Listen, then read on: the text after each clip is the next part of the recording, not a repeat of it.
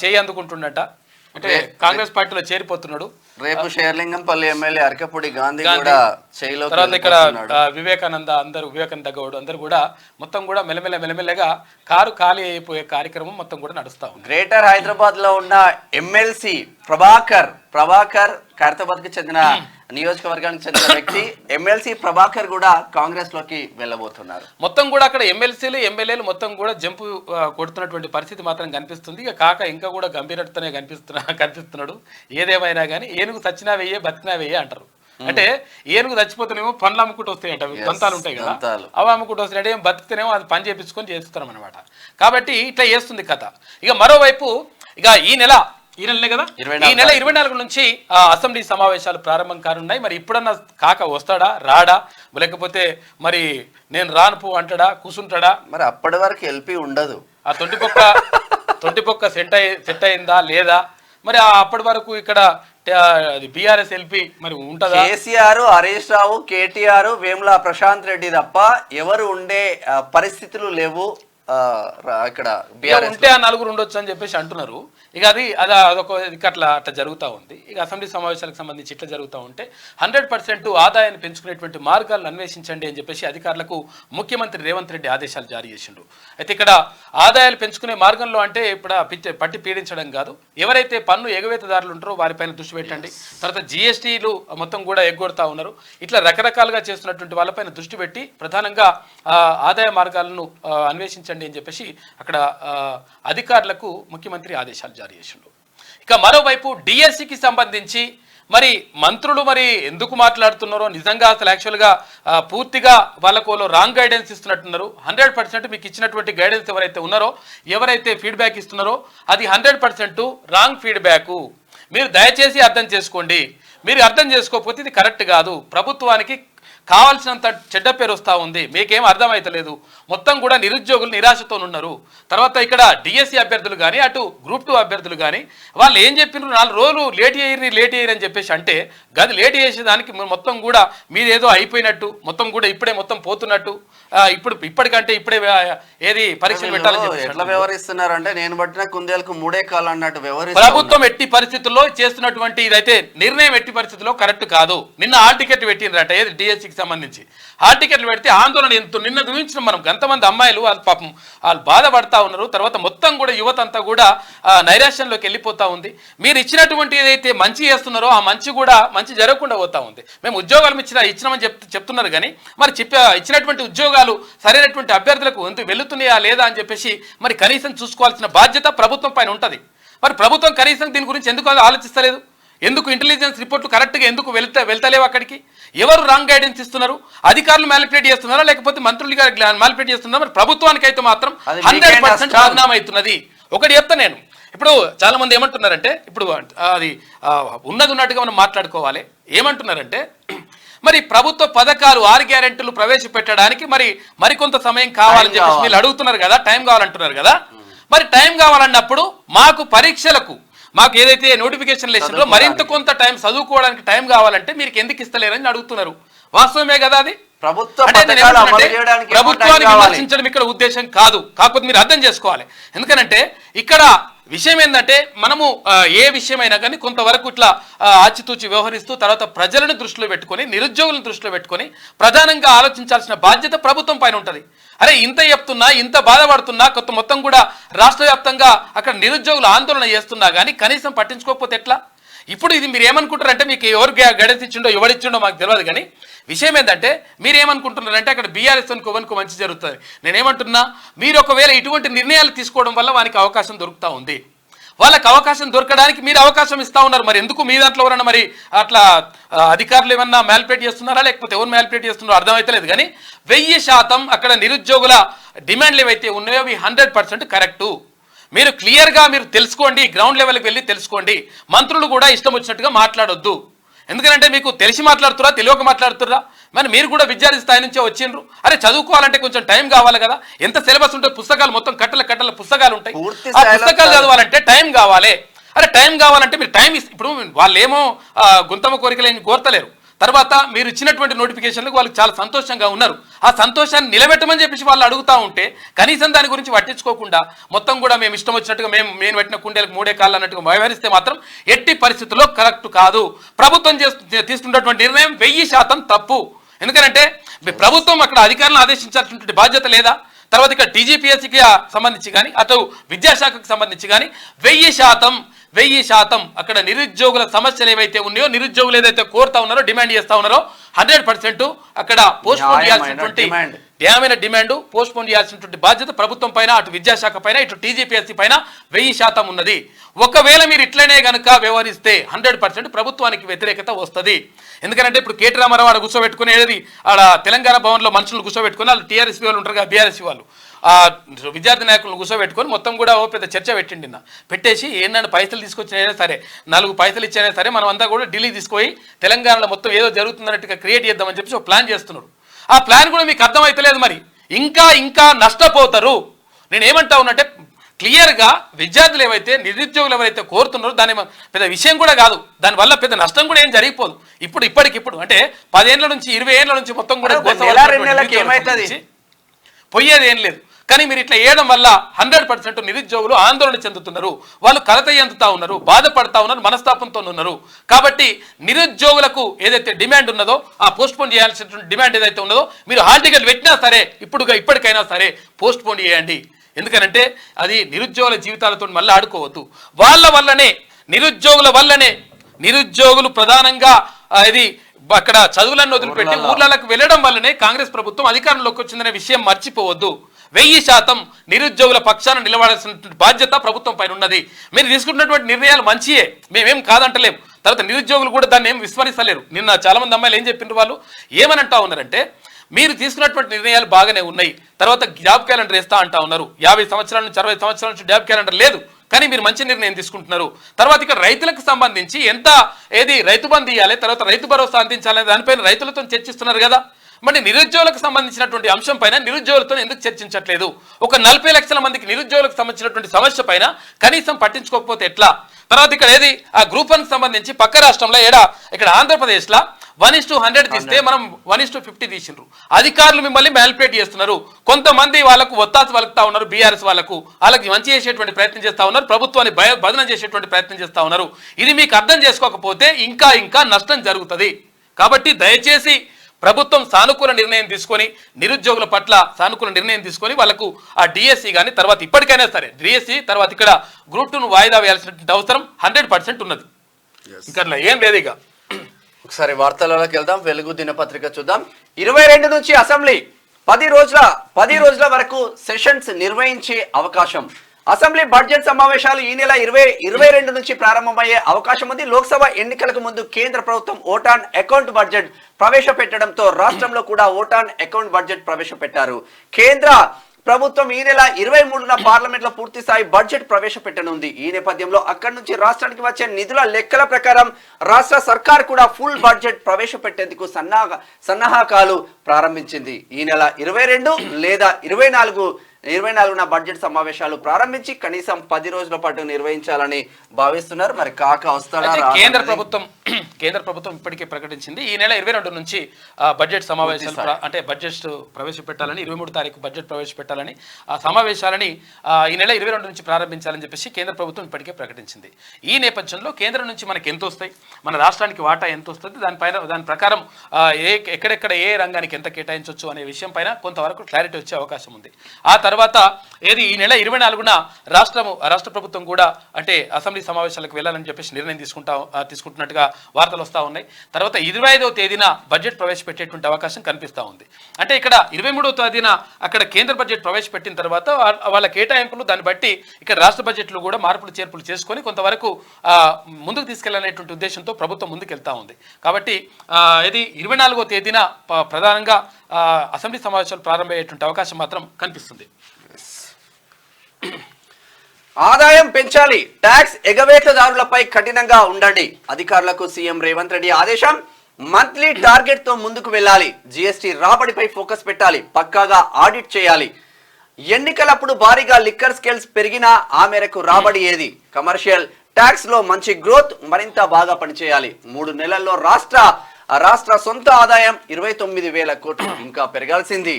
నిర్ణీత ఆదాయ లక్ష్యాలపై ప్రతి నెల రివ్యూ చేస్తానని వెల్లడించిల్లు. మనమైతే ఆదాయం పెంచుకోవాలంటే ఎవరినో కొట్టడం కాదు, ఎవరైతే ఆ పన్ను ఎగవేతదారులు ఉన్నారో వాళ్ళ నుంచి ఆదాయం తీసుకోవాలి. తర్వాత ఇంకొకటి ఏంటంటే ఇక్కడ ఏదైతే జిఎస్టీ ఎగవేస్తా ఉన్నారో రకరకాలుగా ఇట్లా అవన్నీ జరుగుతూ ఉన్నాయి.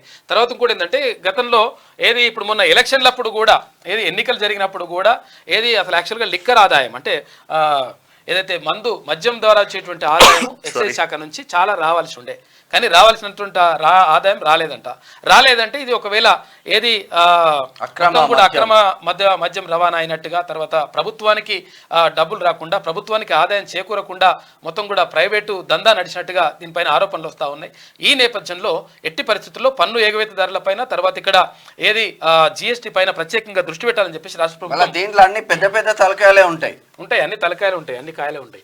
ఇక రాష్ట్రానికి ఆదాయం తెచ్చే డిపార్ట్మెంట్లన్నీ నిర్ణీత వార్షిక లక్ష్యాన్ని సాధించేందుకు ప్రయత్నించాలని సీఎం రేవంత్ రెడ్డి అన్నారు. గత ఆర్థిక సంవత్సరంతో పోలిస్తే రాబడి పెరిగేందుకు అవసరమైన చర్యలు చేపట్టాలని అధికారులను ఆదేశించారు. ఇక పన్ను ఎగవేత లేకుండా అన్ని విభాగాలు కఠినంగా వ్యవహరించాలన్నారు. అయితే జీఎస్టీ చెల్లింపుల విషయంలో ఎవరిని ఉపేక్షించకూడదని, నిక్కచ్చిగా పన్ను వసూలు చేయాలని చెప్పారు. ఇక ట్యాక్స్ ఎగవేతదారులపై చర్యలు తీసుకోండి, ఎంత వారున్నా వదిలిపెట్టొద్దు. ఈ విషయంలో అధికారులపై ప్రభుత్వం నుంచి ఎలాంటి ఒత్తిడి ఉండదు అని చెప్పేసి సీఎం స్పష్టం చేశారు. వార్షిక లక్ష్యానికి తగ్గట్టు ప్రతి డిపార్ట్మెంట్ నెలవారీ టార్గెట్లను తయారు చేసుకోవాలన్నారు. ఎప్పటికప్పుడు సాధించిన పురోగతిని బేరేజు వేసుకోవాలని సూచించారు. ట్యాక్స్ వసూళ్లకు సంబంధించిన డిపార్ట్మెంట్లలో అవసరమైతే సంస్కరణలు చేపట్టాలని ఆయన సూచించారు. ఎక్సైజ్, వాణిజ్య పన్నులు, మైనింగ్, స్టాంపులు, తర్వాత రిజిస్ట్రేషన్లు, రవాణా శాఖల అధికారులతో సీఎం రేవంత్ రెడ్డి గురువారం సెక్రటేరియట్లో సమీక్ష నిర్వహించిండు. అయితే ఇక్కడ అక్రమ మద్యం పైన కూడా ప్రత్యేకంగా నిఘా పెట్టాలని చెప్పేసి ముఖ్యమంత్రి చెప్పారు. ఎన్నికలప్పుడు మద్యం అమ్మకాలు ఎక్కువగా జరిగినప్పటికీ అంత మేరకు ఆదాయం పెరగకపోవడంపై సీఎం రేవంత్ రెడ్డి ఆరా తీశారు. అసలు ఎక్సైజ్ శాఖలో ఏం జరుగుతుందని ఆయన అడిగారు. ఈ ఆర్థిక సంవత్సరం 3 నెలల్లో కేవలం 379 కోట్లు పెరగడం ఏమిటని ఆయన అన్నట్లు సమాచారం. ఎక్సైజ్ డ్యూటీ కింద గత ఆర్థిక సంవత్సరం మొదటి 3 నెలల్లోనే 4,405 కోట్లు రాగా ఈసారి 4,784 కోట్లు వచ్చాయి. డిస్టిలరీస్ నుంచి మద్యం అడ్డదారి పడుతున్నట్లు, పన్ను ఎగవేతకు పాల్పడుతున్నట్లు ప్రాథమికంగా తెలుస్తుందని సీఎం సీరియస్ అయినట్లు తెలిసింది. మద్యం అడ్డదారి పట్టకుండా నిఘా పెట్టాలని, అందుకు అవసరమైన ఆధునిక సాంకేతిక పరిజ్ఞానాన్ని ఉపయోగించుకోవాలని సీఎం ఆదేశించారు. అక్రమ మద్యం రవాణాకు అడ్డుకట్ట వేయాలని, నాన్ డ్యూటీ పెయిడ్ లిక్కర్ ను అరికడితే ఆదాయం పెరిగే అవకాశం ఉందని సమావేశంలో చర్చ జరిగింది. అయితే అక్రమ మద్యం ద్వారా చాలా నష్టం జరుగుతున్నది. ఎందుకంటే గతంలో 4,400 కోట్ల రూపాయలు గత సంవత్సరం ఆదాయం వచ్చిందట, కేవలం 3 నెలల్లో. అయితే ఈ సంవత్సరానికి సంబంధించి అదే టైంలో, అదే ఏ నెలలైతే ఉన్నాయో ఇప్పుడు ఆ 3 నెలలు ఉంటాయి కదా, అదే టైంలో ఈ సంవత్సరానికి సంబంధించి 4,784 కోట్లు మాత్రమే వచ్చింది. అయితే ఎందుకు 300 కోట్లు పెరిగిందిగా అని చెప్పేసి మీరు అనుకోవచ్చు. కానీ ఇక్కడ ఎలక్షన్లు ఉన్నాయి, ఈ 3 నెలల్లో ఎలక్షన్లు ఉన్నాయి. ఎలక్షన్లు ఉంటే డబుల్ త్రిబుల్ కావాలి లెక్క. ఎందుకంటే ఇప్పుడు ఏమంటారు దాన్ని, మందు కోటర్ తాగేటోళ్ళు హాఫ్ తాగుతారు, హాఫ్ తాగేటోళ్ళు ఫుల్ బాటిల్ తాగుతారు, ఇట్లుంటాయి అన్నట్టు లెక్కలు అని అంట. తర్వాత ఇప్పుడు రోజు పిచ్చుకోటరు ఏమంటారు దాన్ని, దండోర కొట్టేటోళ్ళు కూడా ఆయన బీర్లే తాగుతారు ఇప్పుడు. అట్లా ఇవన్నీ ఉంటాయి అన్నట్టు లెక్కలు. అంటే కొంచెం అలా డిమాండ్ ఉంటుంది ఓటర్ల కంటే కొంతవరకు అట్లా ఉంటుంది. అటువంటి టైంలో మరి ఆదాయం పెరగాలి. ఎందుకంటే మామూలుగా మద్యం అమ్మకాల కంటే అక్కడ ఎలక్షన్ టైంలో చాలా ఎక్కువగా ఉంటాయి. మరి అటువంటి టైంలో కూడా కేవలం 300 కోట్ల రూపాయలు మాత్రమే ఎక్కువ వచ్చినాయి. ఎందుకు ఇట్లా తగ్గింది ఆదాయం అని చెప్పేసి దానిపైన ఆరాధిస్తున్నారంట. అయితే మద్యం అక్రమ రవాణా జరిగిందనేటువంటి మెయిన్ ఎక్కడి నుంచి అయితే డిస్టిలరీస్ ఉంటాయో అక్కడ నుంచే అక్రమంగా తరలి అమ్ముకుంటున్న వ్యవస్థ అయితే గుర్తించినట్టు తెలుసు. చూడరు, గట్టిగా చూడరు, లేకపోతే ఎవరున్నా వదలదు ఎట్టి పరిస్థితుల్లో. లేకపోతే ఇప్పుడు ప్రభుత్వానికి నష్టం, ప్రజలకే నష్టం. అది మాజీ అగ్నివీరులకు 10% రిజర్వేషన్లు. మాజీ అగ్నివీరులకు భద్రతా బలగాల కంపెనీలు 10% రిజర్వేషన్లు ఇవ్వనున్నాయి. సిఐఎస్ఎఫ్, బిఎస్ఎఫ్, ఆర్పిఎఫ్ తో పాటు పలు కేంద్ర సాయుధ బలగాలు మాజీ అగ్నివీరులకు ఈ రిజర్వేషన్లు ఇవన్నీ ఉన్నాయి. అగ్నివీర్ల గురించి మొత్తం కూడా అప్పుడు పెద్ద గొడవ జరిగింది. అగ్నివీర్లు అంటే ఇప్పుడు ఏంటంటే ఇప్పుడు సైన్యంలో చేరుతారు కదా, సైన్యంలో చేరిన వాళ్ళు 3 సంవత్సరాలు రిటైర్ కావాలని చెప్పేసి ఒకటి కొత్త నిబంధన తీసుకొచ్చింది కేంద్ర ప్రభుత్వం. తీసుకొచ్చిన తర్వాత 3 సంవత్సరాలు 4 సంవత్సరాలు మేము అంటే ఏది సైన్యంలో పనిచేసి మళ్ళీ రిటైర్ అయితే మా పరిస్థితి ఏంది, ఆ 4 సంవత్సరాల తర్వాత మేము ఏం చేయాలని చెప్పేసి అప్పుడు అగ్నివీరులు అంటే ఇక్కడ ఏదైతే సైన్యంలో చేరేటువంటి వాళ్ళు ఉంటారో అభ్యర్థులు ఉంటారో వాళ్ళందరూ ఆందోళన చేశారు. ఈ నేపథ్యంలోనే సికింద్రాబాద్లో రైలును తలగబెట్టేసినారు మన రాష్ట్రంలో. అయితే తలగబెట్టినటువంటి నేపథ్యంలో వాళ్ళని చాలా మందిని తీసుకొచ్చి ఇప్పుడు ఇంకా కొంతమంది జైల్లోనే ఉన్నట్టు పాపం, అట్లా వాళ్ళని జైల్లో వేసేసిండ్రు. తర్వాత రకరకాలుగా ఇట్లా కేసులు అయిపోయినాయి, కోట్ల రూపాయల ఆస్తి నష్టం కూడా జరిగింది. అయితే ఇక్కడ అగ్నివీర్లకు సంబంధించి చాలా మంది అంటే కాంగ్రెస్ ప్రభుత్వం ఒకవేళ అధికారంలోకి వస్తే అగ్నివీర్ని మొత్తం కూడా రద్దు చేస్తాం, తర్వాత గతంలో ఉన్నటువంటి సైనిక నియామక ప్రక్రియ ఏదైతే ఉంటుందో దాన్నే కొనసాగిస్తామని చెప్పేసి కాంగ్రెస్ పార్టీ చెప్పింది. అయితే అక్కడ రాహుల్ గాంధీ కూడా అన్నాడు. అయితే ఈ నేపథ్యంలో అయితే ఇక్కడ అగ్నివీర్లకు నిజంగా అన్యాయం జరుగుతూ ఉంది, సైన్యంలో చేరే వాళ్ళకు కొంతవరకు మనము అవకాశాలు కల్పించాలని చెప్పేసి కేంద్ర ప్రభుత్వం కొంతవరకు ఊరటను కల్పిస్తూ అక్కడ 10% రిజర్వేషన్ను ఇస్తున్నట్టుగా కేంద్ర ప్రభుత్వం ప్రకటించింది. నీట్ పేపర్ లీక్ కేసులో సూత్రధారి arrest. NEET UG paper leakage కేసులో కీలక సూత్రధారి రాకేష్ రంజన్ ఆలియాస్ రాకీని సిబిఐ గురువారం అరెస్ట్ చేసింది. అనంతరం పాట్నా, కోల్కతాలో సోదాలు నిర్వహించి కీలక డాక్యుమెంట్లను స్వాధీనం చేసుకుంది. అసలైన సూత్రధారి అయితే ఇక్కడ నీట్ సూత్రధారిని అరెస్ట్ చేసిందంట, బాగున్నది, సంతోషం. కాకపోతే ఏంటంటే ఇప్పుడు నీట్ పరీక్షకు పేపర్ లీక్ అయింది అనేది క్లియర్గా తెలిసిపోతుంది. మరి పేపర్ లీక్ అయినప్పుడు అసలు యాక్చువల్గా పరీక్షను రద్దు చేయాలి. అక్కడ మరి సుప్రీంకోర్టు కానీ తర్వాత కేంద్ర ప్రభుత్వం కానీ దీనిపైన నిర్ణయం తీసుకోవాల్సి ఉండే. కానీ వాళ్ళు ఏమంటున్నారు అంటే ఒక్క దగ్గరనే బీహార్లో ఒక్క దగ్గరనే పేపర్ లీక్ అయింది కాబట్టి ఎవరికి ఏం కాలేదు అంటున్నారు. అంటే ఒక్క దగ్గర పేపర్ లీక్ అయితే ఇప్పుడు కుండకు ఒక్క దగ్గర రంధ్రం పడ్డది అనుకో, పొక్క పడ్డది అనుకో, నీళ్ళు మొత్తం పడితే పోతే ఆటోమేటిక్గా పోతాయి కదా, లెక్క ఎక్కడ పోతున్నాయి ఏం కథనో ఎంత తెలియదు కదా. దాని మీద దర్యాప్తులు తేలింది ఏంటంటే ఒక దగ్గరనే అయింది కాబట్టి ఇది నీటి పేపర్ని రద్దు చేయాల్సిన అవసరం లేదు, పరీక్షను రద్దు చేయాల్సిన అవసరం లేదని చెప్పేసి కేంద్ర ప్రభుత్వం చెప్తా ఉంది. కాకపోతే ఇది కరెక్ట్ కాదు, రద్దు చేయాల్సి ఉండే. ఇట్లా ఉంటే ఇక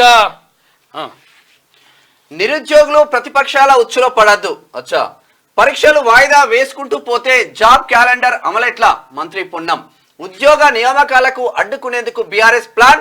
హైదరాబాద్ అభివృద్ధికి కిషన్ రెడ్డి ఒక్క పైసా తేలేదని వ్యాఖ్య. నిరుద్యోగులు ప్రతిపక్షాల ఉచ్చులో పడొద్దు అని చెప్తున్నారు, మీరు పడుతున్నారు ఏమని చెప్పేసి అందరు కూడా నిరుద్యోగులు ఎగ్జాక్ట్లీ మీరే. విషయం ఏంటంటే అసలు యాక్చువల్గా వాళ్ళకి అవకాశం ఇవ్వద్దు అని చెప్పేసి పదే మొత్తం కూడా మొర్ర మొత్తుకుంటా ఉన్నాం.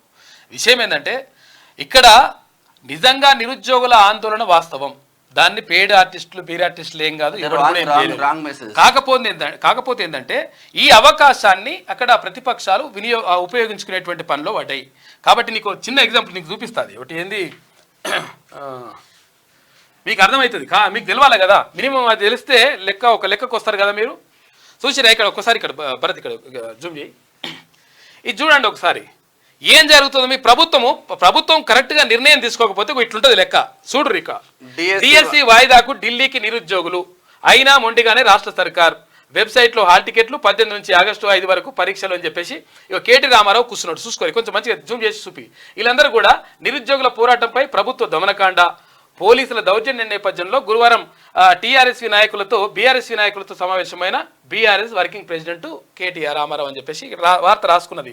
ఈమె రాసుకున్నది చూసుకోరే ఒకసారి మీరు అర్థం చేసుకోవాలి. మీకు అర్థం అయితలేదు మొత్తం మీద. అంటే ఇప్పుడు మంత్రులకు కానీ మీరు ఒకసారి దృష్టి పెట్టండి దయచేసి. మీరు సానుకూలంగా స్పందిస్తే మంచిగా ఉంటుంది, ప్రభుత్వానికి మంచి జరగాలని చెప్పేసి కోరుకుంటే మాత్రం మీరు ఒక్కసారి గ్రౌండ్ లెవెల్కి వెళ్ళి తెలుసుకోండి. ఇగో ఇది ఈమె రాసుకొచ్చింది చూసుకోరి. ఈమె ఏం రాసుకొచ్చిందంటే చూసుకోరిగా ఈ అవకాశం వచ్చింది, దీన్ని మంచిగా ఉపయోగించుకోండి. ఎందుకంటే దొంగ అన్నట్టు నిరుద్యోగులకు సంబంధించి ఎన్నడూ కూడా మాట్లాడినోడు, నిరుద్యోగులకు సంబంధించి ఎన్నడూ కూడా నోటిఫికేషన్ లేస్తాను చెప్పనోడు, నోటిఫికేషన్ లేకుండా మొత్తం కూడా నిరుద్యోగులని గోసబెట్టినోడు ఇవాళ వచ్చి ఆవిడ కూర్చున్నాడు.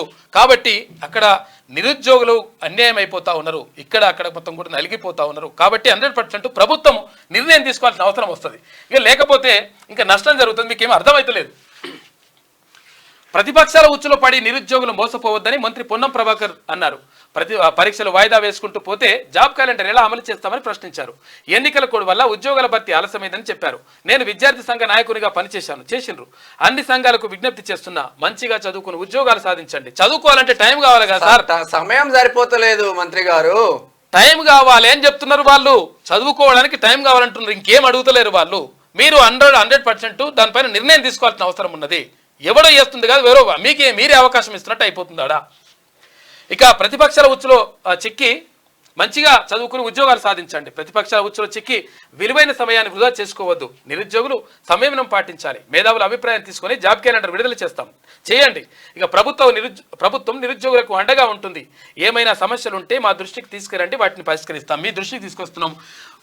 గౌరవనీయులైనటువంటి మంత్రి పొన్నం ప్రభాకర్ గౌడ్ గారు, మీకు విజ్ఞప్తి చేస్తా ఉన్నాం, నిరుద్యోగుల పక్షాన్ని చెప్తా ఉన్నాం, దయచేసి ఆ డిఎస్సిని వాయిదా వేయండి. అక్కడ విద్యాశాఖతో మాట్లాడండి. తర్వాత అక్కడ గ్రూప్ 2 పరీక్షకు సంబంధించి కూడా దాని వాయిదా నిర్ణయాన్ని తీసుకోండి. దీనివల్ల మీ ప్రభుత్వం పైన గవర్నమెంట్ మీద ఎటువంటి బర్డెన్ కూడా పడది. ఇంకా కావాలంటే మీకు 100 కోట్లు 200 కోట్లు మిగులుతాయి. ఎందుకంటే ఓ 3 నెలలు ఆలస్యంగా వాళ్ళు రిక్రూట్మెంట్ అయితే మీకే మంచి జరుగుతుంది. తర్వాత ఇంకొకటి ఏంటంటే ఇప్పుడు పాఠశాలల్లో మరి ఉపాధ్యాయులు ఎట్లా అంటే ఈ 10 ఏళ్ల నుంచి ఇట్లా గట్లనే ఉన్నాయి. ఇప్పుడు గట్లనే ఉండాలని మేము కోరుకుంటలేము. కాకపోతే అంటే విద్యా వాలంటీర్లు ఉన్నారు. ఆ విద్యా వాలంటీర్ల ద్వారా అక్కడ పాఠశాల విద్యా బోధన అనేటువంటిది జరుగుతుంది. ఆ 3 నెలలు పోతే మొత్తం ప్రాబ్లం ఏం రాదు. కాబట్టి నిరుద్యోగులు సరైనటువంటి న్యాయమైనటువంటి డిమాండ్ కోరుతా ఉన్నారు. వాళ్ళు ఏంటంటే ఇప్పుడు ఇది ఏంటంటే పుస్తకాలు దంచి అన్ని పుస్తకాలను తీసుకొచ్చి ఒక దగ్గర దంచి అలా గ్రైండర్లో పెట్టేసి అవన్నీ జ్యూస్ వేసుకొని తాగేటిది కాదు కదా. చదవాలంటే పాపం వాళ్ళు రాత్రి పౌలు కష్టపడతా ఉన్నారు. తర్వాత మొన్నటి వరకు టెట్ గురించి చదివినరు, డిఎస్సి గురించి చదవాలంటే వాళ్ళకి కనీసం టైం కావాలి కదా. టైం కాకపోతే వాళ్ళకి ఇబ్బంది పడతారు. 100% మీరు నిర్ణయం తీసుకోవాలి. మీరు ఏమంటున్నారు, నిరుద్యోగుల పక్షాన్ని నిలుస్తామంటున్నారు. నిరుద్యోగుల పక్షాన్ని నిజంగా నిలిచేది ఉంటే మాత్రం 100% మంత్రి పొన్నం ప్రభాకర్ గారు మీరు ముఖ్యమంత్రి గారికి చెప్పండి. తర్వాత అందరితో చర్చించండి. మీరు కావాలంటే ఒకసారి గ్రౌండ్ లెవెల్కి వెళ్ళండి, ఒకసారి లేకపోతే ఉస్మానియా యూనివర్సిటీ రండి, వచ్చి ఒకసారి మీరు అక్కడ పరిశీలించండి, ఒకసారి వాళ్ళతో మాట్లాడండి, విద్యార్థులతో మాట్లాడండి. మీరు సాధారణ విద్యార్థులతో మాట్లాడండి. ఏ విద్యార్థి సంఘం అవసరం లేదు. సంఘాలు అయితే వాళ్ళ ఎజెండాలు ఉండొచ్చు, కానీ సాధారణ విద్యార్థులతో మీరు మాట్లాడిన తర్వాత 100% దానిపైన సానుకూల నిర్ణయం తీసుకోండి. కాబట్టి మీరు 100% నిర్ణయం తీసుకోవాలని చెప్పేసి నిరుద్యోగులందరూ కూడా ఎదురు చూస్తా ఉన్నారు. కోదండరామ్ సార్ కూడా ఆయన కూడా పోస్ట్పోన్ చేయండి అని చెప్పేసి తీన్మార్ మల్లన్న కూడా లెటర్ రాసిండ్రు. తీన్మార్ మల్లన్న క్లియర్ గా ఉన్నాడు. తర్వాత కాకపోతే ఏంటంటే ప్రభుత్వాన్ని ఎక్కడ కూడా మేము అంటే తీన్మార్ మల్లన్న కూడా అట్లా లేదు. ప్రభుత్వం మంచిగా ఉండాలి. తర్వాత ఇంకోటి ఏంటంటే మంచి పేరు రావాలనేటువంటి ఉద్దేశం ఉన్నది. కాబట్టి ప్రభుత్వం తీసుకునేటువంటి నిర్ణయాలు నిరుద్యోగులకు అనుకూలంగా ఉండాలని చెప్పేసి తీన్మార్ మల్లన్న కూడా భావిస్తూ ఉన్నాడు. ఎప్పుడు కూడా తీన్మార్ మల్లన్న అంటే చాలా మంది అంటా ఉన్నారు, అంటే అది మల్లన్న రావట్లేదు, మల్లన్న వచ్చేసి గట్టిగా మాట్లాడతలేదు అంటే మల్లన్న 100% మాట్లాడుతూ ఉన్నాడు. 100% నిరుద్యోగుల పక్షాన్నే ఉంటాడు. తర్వాత 100% పట్టభద్రుల పక్షాన్నే ఉంటాడు. 100% ఉద్యోగుల పక్షాన్నే ఉంటాడు. ఎవరైతే ఓటు వేసినారో చాలా మంది అంటున్నారు మేము మాట్లాడతలేడు అంటే 100% తీన్మార్ మల్లన్న మాట్లాడతాడు. ఆయన లెటర్ కూడా ఇచ్చిండు ముఖ్యమంత్రి గారికి. లెటర్ ఇస్తే సరిపోదు అని చెప్పేసి మీరు అడగండి. ఎందుకంటే అంటే ఎమ్మెల్సీగా ఉన్నటువంటి ఒక పదవిలో ఉన్నటువంటి వ్యక్తి ఇంకో అంటే ముఖ్యమంత్రి గారికి ఇవ్వడం అంటే అది మంచి పరిణామం. కాబట్టి మీరు కూడా అర్థం చేసుకోండి. కాబట్టి తీన్మార్ మల్లన్న క్లియర్గా ఉన్నాడు. తర్వాత ప్రభుత్వం కూడా క్లియర్గా ఉన్నది, కానీ ఎవరో మాల్ప్లేట్ చేస్తూ ఉన్నారు. ఎందుకంటే ప్రభుత్వానికి ఇటువంటి ఉద్దేశం లేదు. నిరుద్యోగులపైన మంచి సానుకూల దృక్పథం ఉంది కాబట్టి ఇక్కడ ఏది జాబ్ క్యాలెండర్ వేయాలని చెప్పేసి గౌరవ ముఖ్యమంత్రి గారు నిర్ణయం తీసుకున్నారు. అది చాలా సంతోషం. ఎందుకంటే కొన్ని దశాబ్దాలుగా ఎప్పుడు కూడా జాబ్ క్యాలెండర్ లేనటువంటి కార్యక్రమాన్ని తీసుకున్నది ప్రభుత్వం. మంచి పని చేస్తుంది, సంతోషం. కాకపోతే ఏంటంటే కొంచెం టైం ఇవ్వమంటారు సార్, అర్థం చేసుకోండి. ఇట్లా ఉంటే ఓడిపోయిన కేసీఆర్ బుద్ధి మారలేదు, బురద చల్లడం ఆపి ఓటమిపై సమీక్షించుకోండి. మంత్రి దుద్దిల్ల శ్రీధర్ బాబు అధికారంలో ఉన్నప్పుడు సెక్రటరేట్ పోలే, ప్రజల్ని కలవలే. ఇప్పుడు కార్యకర్తల్ని ఫామ్ హౌస్ కు రప్పించుకుంటున్నారు, రమ్మంటున్నారు. విమర్శ కాదు, సెల్ఫీలు దిగుతున్నారు. ఏమైంది, ఓడిపోయినా కేసీఆర్ బుద్ధి మారలేదు, బరాబర్ మారలేదు. మారితే గిట్టు ఉంటాడు. కాకపోతే ఏంటంటే కడుగుతున్నాడు పాపం. పిల్లలు అటు బర్త్డేకి వస్తారు కదా, వచ్చి వాళ్ళు 1, 2 ఇవన్నీ అయితే కూడా మనం ఉన్నామంటే ఎలక్షన్ల ముందు ఎందుకు నువ్వు స్నానం చేపించేది నేను చేపిస్తా రకరకాల ఇస్త్రీ చేస్తాడు, స్నానం చేపించుడు, కడుగు బజ్జీలు చేస్తాడు, ఇవన్నీ జరుగుతున్నాయంట. కాకపోతే ఏంటంటే కేసీఆర్ ఇంకా కూడా బుద్ధి మారలేదు అని అంటున్నాడు.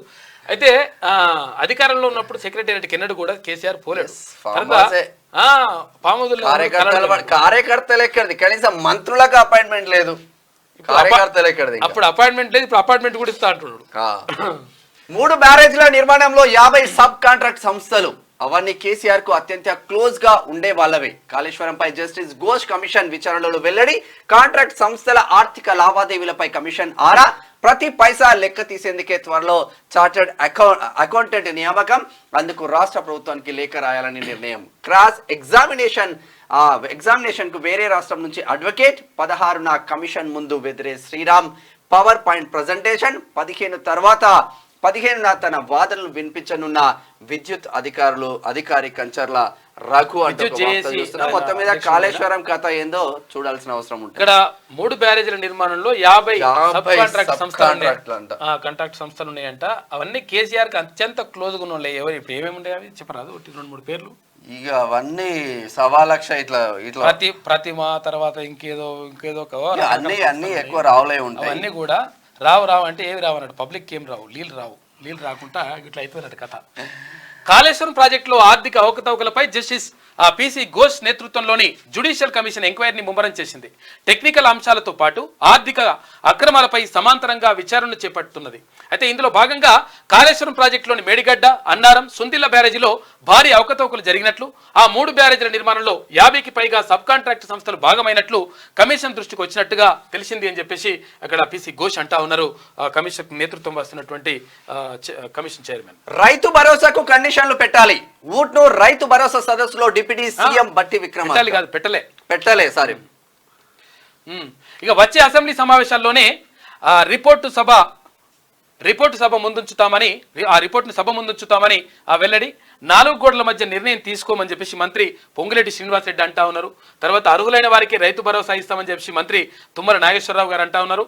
ఇక రైతు బంధు భూస్వాములకే లబ్ధి చేసింది అని చెప్పేసి మంత్రి సీతక్క అంటుంది. రైతు భరోసాకి ఎటువంటి కండిషన్లు పెట్టలే అనే విషయం ఏంటంటే ఇటువంటి మంచి నిర్ణయాలు తీసుకుంటా ఉంది ప్రభుత్వం. ఎన్నడూ కూడా గతంలో బీఆర్ఎస్ ప్రభుత్వం ఇట్లా రైతులతో మాట్లాడి మీకు ఏం కావాలి, ఎట్లా కావాలి అనేటువంటి నిర్ణయాలు ఎప్పుడు కూడా తీసుకోలేదు. ఇప్పుడు మంత్రి సీతక్క కానీ, తర్వాత ఇక్కడ ఉప ముఖ్యమంత్రి బట్టి విక్రమార్క గారు కానీ, తర్వాత ఇక్కడ మంత్రి తుమ్మల నాగేశ్వరరావు గారు కానీ, ఇక్కడ పొంగులేటి శ్రీనివాసరెడ్డి గారు కానీ, ఇక్కడ అందరు కూడా మొత్తం కూడా అందరు మంత్రులందరూ కూడా వచ్చేసి ఇక్కడ ఒక దగ్గర కూర్చొని తర్వాత ఇదంతా కూడా చేస్తూ ఉన్నారు. అంటే ఎట్లా చేద్దాం, ఏం కథ, రైతులకు ఎట్లయితే మంచి జరుగుతుందని చెప్తా ఉన్నారు. కాబట్టి రైతుల పట్ల మీరు తీసుకున్నటువంటి నిర్ణయం 100% హ్యాట్స్ ఆఫ్. ఇటువంటి నిర్ణయాలు తీసుకోవాలి. కాబట్టి నిరుద్యోగుల పట్ల కూడా ఇటువంటి దృక్పథం మరి కలబరిస్తే బాగుంటుందని చెప్పేసి నిరుద్యోగులందరూ కూడా ఆశగా ఎదురు చూస్తూ ఉన్నారు. ఇప్పటికి కూడా వాళ్ళు బాగా ఆందోళన చెందుతున్నారు, స్ట్రెస్ గురవుతున్నారు. మీకు అర్థమైతలేదు. కాబట్టి ఎవరు కూడా నిరుద్యోగులు స్ట్రెస్ గురి కావద్దు దయచేసి. ఎందుకంటే జాబ్ క్యాలెండర్ వేస్తూ ఉంది ప్రభుత్వం. 100% అన్ని నోటిఫికేషన్లలో ఉద్యోగాలు వస్తాయి. తర్వాత మీరు కష్టపడితే 100% సాధిస్తారు. దాని గురించి ఆందోళన చెందకండి. కాకపోతే ప్రభుత్వం మాత్రం 1000% నిర్ణయం తీసుకోవాలి. రాంగ్ గైడెన్స్ వెళ్తుంది. ఇవాళ కాంగ్రెస్ లోకి ప్రకాష్ గౌడ్ సీఎం రేవంత్ సమక్షంలో పార్టీలో చేరనున్న బీఆర్ఎస్ ఎమ్మెల్యే, ఆయనతో పాటు మరికొందరు మున్సిపల్ చైర్మన్లు, కార్పొరేటర్లు. రాజేంద్ర నగర్ ఎమ్మెల్యే ప్రకాష్ గౌడ్ ఇవాళ కాంగ్రెస్ లో చేరబోతున్నాడు. చెయ్యి అందిస్తున్నాడు అన్న. ఇక అట్లా మొత్తం అందరు వస్తా ఉన్నారు, మొత్తం కూడా జంప్ అయిపోతా ఉన్నారు. కారు ఖాళీ అయిపోతుంది, బరాబర్ ఖాళీ అయిపోతుంది. ఇంకా ఏం మిగిలినా కానీ వాళ్ళు 4 మిగులుతారో వాళ్ళు కూడా మరి పాడి కౌశిక్ రెడ్డితో పాటు 5 మిగులుతారు. అందులోకి కూడా చెప్పలేం ఎట్లా చెప్తాం. అవును, doctor Sanjay Jagtial MLA sudden గా రాత్రి 11 గంటలకు కండువా మార్చినట్టు అందరు షాక్. డాక్టర్ సంజయ్ కూడా ఆయన అసలు యాక్చువల్గా వేలమ సామాజిక వర్గం చెందినటువంటి వ్యక్తి. డాక్టర్ సంజయ్ కుమార్ ఆయన కూడా అసలు యాక్చువల్గా ఎవరు ఎక్స్పెక్ట్ చేయలేదు. ఆమె కవితకు దగ్గరగా మంచి సన్నిహితుడు అయినా కానీ ఆయన కూడా వచ్చేసిండు. కాబట్టి మరి ఎవరు ఎప్పుడు ఏ టైంకి ఎట్లయితుందో ఏం చెప్పలేని పరిస్థితి ఉన్నది. ఇక్కడ కాళయాదన్న కూడా మీటింగ్ రా అంటే కేసీఆర్ మీటింగ్ వెంట ఫామ్ హౌస్లకు పోయిండు, మాట్లాడి వచ్చిండు, తెల్లారి వచ్చి మళ్ళీ ఇట్లా ఆ మీటింగ్ లో ప్రకాష్ గౌడ్ కూడా ఉన్నాడు. అందరు ఉన్నారు. రేపు అరకపూడి గాంధీ జైన్ అవుతున్నాడు, షేర్లింగంపల్లి ఎమ్మెల్యే, ఆయన కూడా ఉన్నాడు. మన మీటింగ్ పౌడే ఫామ్ హౌస్ కు జైనవుడు కథ నడుస్తుంది. పెళ్లికి నిరాకరించారని యువతి తల్లిదండ్రుల హత్య. అరే, కత్తితో దారుణంగా నరికి చంపిన ఉన్మాది, అడ్డొచ్చిన అమ్మాయి సోదరుడిపై దాడి, 2కి తీవ్ర గాయాలు, హాస్పిటల్ కి తరలింపు. వరంగల్ జిల్లా చింతల తాండాలో ఘటన. వరంగల్ జిల్లాలో దారుణం జరిగింది. లవ్ మ్యారేజ్ కు నిరాకరించారనే కోపంతో అమ్మాయి తల్లిదండ్రులను యువకుడు కత్తితో నరికి చంపిండంట. అడ్డొచ్చిన యువతితో పాటు ఆమె సోదరుడిపై దాడి చేశాడు. దీంతో వారిద్దరూ హాస్పిటల్లో చికిత్స పొందుతున్నారు. అరే బాబు, ప్రేమ పెళ్లి చేసుకోవాలనుకుంటా పెద్దలు నొప్పించేసి వాళ్ళ మనసు ని గెలిచేటట్టుగా ఉండాలిరా బాబు. ఇష్టం చంపేస్తే ఏమొస్తుంది అబ్బాయి, తీసుకుపోయి లోపల పడితే నువ్వు నీ పెళ్లి కాదు మొత్తం చట్టాల ప్రకారం ఎంత ఘోరంగా ఉంటుందో నీ లైఫ్ చూసి. ఇటువంటి లంగ కథలు ఏడికెళ్ళి వస్తాయంటే ఇవన్నీ రకరకాల ఏవి కొన్ని కథలు. తర్వాత ఇంకోటి ఏంటంటే ఈ గంజాయి, తర్వాత డ్రగ్స్, ఇవన్నీ తాగిన మత్తులా వాడికి ఏం అర్థం కాకుండా ఏం చేస్తున్నా అర్థం కాకుండా వాడి జీవితం అంతా వీక్తుంది. ఇప్పుడు పెళ్లి చేసుకుంటావురా బాబు, పెళ్లి చేసుకుంటూ వస్తుందా? ఇప్పుడు అమ్మాయి కాడికి తీసుకోపోతావా? ఇప్పుడు జైల్లోకి తీసుకోపోతావా? ఏడి తీసుకోవతావు? చంపుతా అర్రబాయ్ తల్లిదండ్రులు అమ్మాయి వాళ్ళ తల్లిదండ్రులు చంపితే ఏమొస్తుంది? ఎవరిని చంపినా కానీ ఎవరిని చంపినా తప్పే. అంటే అది కరెక్ట్ పరిస్థితిలో కరెక్ట్ కాదు. కాకపోతే వాళ్ళని ఒప్పించే ప్రయత్నం చేయనుంటివి, తర్వాత ఇంకేదైనా ప్రయత్నాలు చేయనుంటివి. కానీ చంపితే ఏమొస్తుంది రాపై వేస్ట్. టీజీఐఐసి చైర్పర్సన్ గా నిర్మలా జగ్గారెడ్డి. టీజీఐఐసి చైర్పర్సన్ గా తూర్పు నిర్మలా జగ్గారెడ్డి గురువారం బషీర్బాగ్ లోని పరిశ్రమ భవన్ లో బాధ్యతలు చేపట్టారు. ఈ కార్యక్రమానికి మంత్రులు ఉత్తమ్ కుమార్ రెడ్డి, పొన్నం ప్రభాకర్, శ్రీధర్ బాబు, దామోదర రాజనరసింహ, ఎమ్మెల్సీ మహేష్ కుమార్ గౌడ్, మాజీ MP Madhu Yaskhi Goud, party senior నేత కుసుమ కుమార్, ఏఐసిసి సెక్రటరీ రోహిత్ చౌదరి, ప్రభుత్వ సలహాదారు హర్కర వేణుగోపాల్, ఎమ్మెల్యే నాగరాజు హాజరై నిర్మలా జగ్గారెడ్డిని నిర్మలమ్మ అంటే నిన్న చైర్పర్సన్ గా బాధ్యతలు చేపట్టిందంట. ఆమెతో పాటు ఇంకా చాలా మంది 35 మంది చేపట్టినట్టున్నారు. ఇంకా వాళ్ళందరూ కాదు కానీ ఇక్కడ మొత్తం కాంగ్రెస్ పార్టీ నాయకులు, తర్వాత సీనియర్ నాయకులు, ఎంపీలు, తర్వాత మాజీ ఎమ్మెల్యే కాబట్టి తర్వాత మంత్రులు అందరూ కూడా భారీగా వచ్చేసి దుద్దిల శ్రీధర్ బాబు కూడా ఉన్నారు. జగన్ మీద అభిమానం, తర్వాత మేడం మీద అభిమానం తోటి వచ్చేసి ఆ కార్యక్రమం. ఇది వెలుగులో ఉన్న వార్తలు అయితే ఒక్కసారి ఆంధ్రజ్యోతి వెలుగులో ఉన్న వార్తలు కాదు, వెలుగు పత్రికలో ఉన్న వార్తలు. వెలుగు మనం వెలుగులోకి తేవాలి వార్తలు. ఒకసారి ఆంధ్రజ్యోతి వార్తలు చూద్దాం. 500 కోట్లతో మైక్రో లింక్ పరిశ్రమ రాష్ట్రంలో ఎలక్ట్రానిక్ ఉత్పత్తుల కేంద్రం అంటూ మంత్రి దుద్దిల్ల శ్రీధర్ బాబు చేస్తున్న ఇటువంటి దాన్ని మంత్రి అప్పుడు కేటీఆర్ ఉన్నప్పుడు అప్పుడు ఆగమాగం ఉండే, ఇట్లా పెట్టి ఇట్లా చేసేది, గోడ దిగేది, ఇట్లా చేసేది, ఎంబోయి ఇట్లా కుదుర్చుకున్నాం చేసుకున్నాం. ఓ పెద్ద కథ ఉంటుంది మళ్ళా అనేది. ఇప్పుడు మొత్తం అమెరికా అంతా తిరిగి వచ్చినాం కదా కేటీఆర్, మరి ఆ ఫైల్ అన్ని మోసుకెళ్ళడానికి మేము వస్తాం పట్టు, మరి ఎన్ని వేల కోట్లు తీసుకొస్తున్నావో, శంషాబాద్ ఎయిర్పోర్ట్ కి వస్తామంటే అన్ని ఉత్తాయే. పట్టుకొచ్చిండు మాటలు పట్టుకొచ్చిండు అంతే, ఏం లేదు. ఇదే లెక్క. మరో సిక్సర్, కాంగ్రెస్ లోకి మరో 6 బీఆర్ఎస్ ఎమ్మెల్యేలు. ఇక జిహెచ్ఎంసీ ఉమ్మడి రంగారెడ్డి జిల్లా పరిధిలోని వారే. అయితే ఇవాళ కాంగ్రెస్ లోకి ప్రకాష్ గౌడ్, రేపు అరికపూడి గాంధీ కూడా వస్తున్నాడంట. హైదరాబాద్ కు చెందిన బీఆర్ఎస్ కీలక ఎమ్మెల్సీ సైతం ఇప్పటికే హస్తం పార్టీలోకి 7 బీఆర్ఎస్ ఎమ్మెల్యేలు. టార్గెట్ 26. ఆపై సిఎల్పిలో బీఆర్ఎస్ ఎల్పీ విలీనమే. అసెంబ్లీ మొదలయ్యే నాటికి పూర్తయ్యేలా రేవంత్ రెడ్డి సర్కార్ మొత్తం కసరత్తు పూర్తి చేస్తా ఉందంట. ఏమైతుంది, మరో సిక్సర్ కూడా కొడతా ఉందంట. ఏది బీఆర్ఎస్ పని కథం అవుతుంది లెక్క. అయితే మరి ప్రకాష్ గౌడ్ కు ఒకసారి ఫోన్ చేసే కార్యక్రమం చేద్దాం. కల్పోసారి కాంగ్రెస్ కండువా కప్పుకునే దాకా నెట్వర్క్ పరిధిలోకి లేకపోతే కాక ఫోన్ చేస్తాడట, మళ్ళీ అదో పరిచయం ఉంటది రాదుగా. ప్రకాష్ గౌడ్ గారికి కాల్ చేసాం, పర్సనల్ నెంబర్, నెట్వర్క్ పరిధిలో లేదంట. ప్రతిపక్ష బీఆర్ఎస్ నుంచి మరో 6 ఎమ్మెల్యేలు అధికార కాంగ్రెస్ లో చేరుతున్నట్టు తెలుస్తోంది. రాజేంద్ర నగర్ ఎమ్మెల్యే ప్రకాష్ గౌడ్ శుక్రవారం, ఇక షేర్లింగపల్లి శాసనసభ్యుడు అరకిపూడి గాంధీ శనివారం సీఎం రేవంత్ రెడ్డి సమక్షంలో అధికార పార్టీలో చేరడం ఖాయమైంది. ఇక గ్రేటర్ హైదరాబాద్, ఉమ్మడి రంగారెడ్డి జిల్లాల పరిధిలోని మరికొంతమంది ఎమ్మెల్యేలు కూడా 4-5 రోజుల్లో ఒకరి తర్వాత ఒకరు ఇదే బాట నడవనున్నట్లుగా చెప్తున్నారంట. వీరితో సీఎం సన్నిహిత వర్గాలు సంప్రదింపులను పూర్తి చేశాయి. ఈ మేరకు అంతా సిద్ధమైనట్లు కాంగ్రెస్ వర్గాలు చెప్తున్నాయి. అందరూ ఒకేసారి వెళ్లాలని తొలుత భావించిన వ్యక్తిగత ముహూర్తాలను నువ్వు అన్నట్టు కరెక్ట్ ముహూర్తాలకు అనుగుణంగా ఒకరి తర్వాత ఒకరు చేరాలని నిర్ణయం తీసుకుంటున్నట్లు సమాచారం. వీరేగాక నగరానికి చెందిన గత ప్రభుత్వ హయాంలో హవా సాగించిన కీలక ఎమ్మెల్సీ కూడా ఇందులో చేరుతున్నాడట. ఆయన దానం నాగేందర్ అనుసరుడే ప్రభాకర్, ఆయన చేరుతున్నాడట. తర్వాత శంపిపూర్ రాజు కూడా వస్తున్నాడట. ఇక శంపిపూర్ వస్తే కేటీఆర్ ఆత్మహత్య చేసుకోవాలి, ఆయన కూడా వస్తున్నట. అందరు మొత్తం కూడా ఆయన మొత్తం రెడీ చేసుకుంటున్నాడు. శంపిపూర్ రాజు కూడా మొత్తం రెడీ చేసుకుంటుండట. ఇదంతా కూడా మొత్తం జరుగుతూ ఉంది. స్వాగతం పలకడానికి ఇక్కడ రెడీ అయిపోయారు. స్వాగతం పలికేటోళ్ళ కంటే ఇక వచ్చేటోళ్ళే ఎక్కువ అయిపోయారు. మొత్తం ఆగమా ఉన్నది కథ మొత్తం మీద. ఇప్పుడు ఏంది, 24 తారీఖు నాడు ఒకవేళ అసెంబ్లీ సమావేశాలు స్టార్ట్ అయితే 24 తారీఖు లోపలనే ఇవాళ ఎంత, ఇవాళ 12 తారీఖు అంటే 24 తారీఖు అంటే 5 మిగులుతారు. ఇక అయిపోయిన తర్వాత మొత్తం కథం చేస్తారట ఎల్పీని. ఖజానా నిండాల్సిందే. నిర్దేశక వార్షిక రాబడుల లక్ష్యాలను సాధించాలి. ప్రతి విభాగం నెలవారీ లక్ష్యాన్ని పెట్టుకోవాలి. జూన్ వరకు ఆదాయం ఆశాజనకంగా లేదు. పన్ను ఎగవేతలు లేకుండా చూడండి. రిజిస్ట్రేషన్ల రాబడి పెరిగే చర్యలు చేపట్టండి. శాఖల లక్ష్యాలపై ప్రతి శుక్రవారం బట్టి సమీక్ష. ప్రతి నెల తొలి వారంలో నేను సమీక్షిస్తా అంటూ ముఖ్యమంత్రి రేవంత్ రెడ్డి చేస్తున్న వ్యాఖ్యలు. కలెక్టర్లు, ఎస్పీలతో త్వరలో సీఎం సమావేశం అవుతారంట. ఇక్కడ మొత్తం మీద ఖజానా పెంచుకోవడాన్ని ఎట్లా చేద్దాం ఏం కథ అనే దానిపైన నిన్న మాట్లాడినరు. ఆగస్టులో అమెరికాకు సీఎం రేవంత్ రెడ్డి వెళ్తా ఉన్నారంట. దక్షిణ కొరియాకు కూడా వెళ్లే అవకాశం ఉంది. పెట్టుబడులే లక్ష్యంగా ఆయన పర్యటన ఉంటుందంట. 24 నుంచి బడ్జెట్ సమావేశాలు. అసెంబ్లీ స్పీకర్ అధ్యక్షతన భేటీలో నిర్ణయం. వారం రోజుల పాటు కొనసాగే అవకాశం. ఈ నెల 25 లేదా 26న పూర్తి స్థాయి బడ్జెట్. 31 లోపు ద్రవ్య బిల్లు ఆమోదం తప్పనిసరి. రైతు భరోసా పథకంపై శాసనసభలో చర్చ. రాష్ట్ర చిహ్నం, తెలంగాణ తల్లి విగ్రహం పైన ఇతర బిల్లులను సభలో ప్రవేశపెట్టే ఛాన్సు ఈసారి హాట్ గా నడిచే అవకాశం ఉంది ఒకవేళ వీళ్ళు వస్తే. రాష్ట్ర శాసనసభ బడ్జెట్ సమావేశాలు ఈ నెల 24న ప్రారంభం కానున్నాయి. ఇవి దాదాపు వారం రోజుల పాటు సాగే అవకాశం ఉంది. 25న లేదా 26న పూర్తి స్థాయి బడ్జెట్ను ప్రవేశపెట్టవచ్చని సమాచారం. ఈ మేరకు సమావేశాలు ప్రారంభం తేదీని ప్రభుత్వం ఖరారు చేసింది.